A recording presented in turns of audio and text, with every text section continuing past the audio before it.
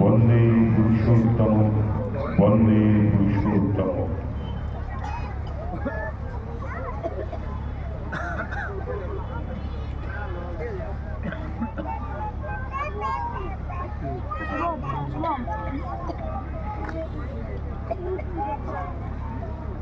পরম প্রেমময় শ্রী শ্রী ঠাকুর অনুকূলচন্দ্রের অন্যতম প্রিয় ভক্ত অতুলচন্দ্র ভট্টাচার্য কর্মজীবন তাকে পাবনা থেকে দূরে নিয়ে যাবে।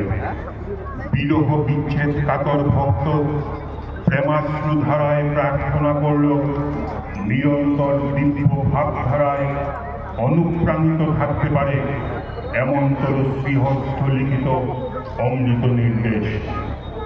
বাংলা 1316 সালে মাত্র 22 বছর বয়সে শ্রী শ্রী ঠাকুরের নিশায় লিপিবদ্ধ করে দিলেন তার অমৃত নিঃসন্দি শত উৎসারী বাণী।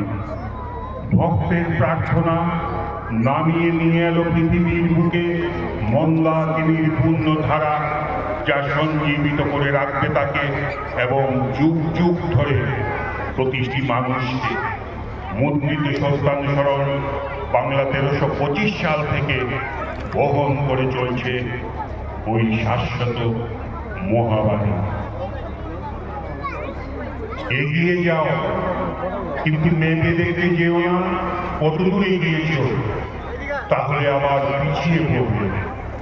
অনুভব করো, কিন্তু অভিভূত হয়ে পড়ো না, তাহলে চলতে পারবে না।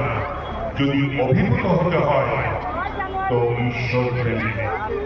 যত পারো সেবা করো, কিন্তু সাবধান সেবা নিতে যেমন ইচ্ছা না হয়।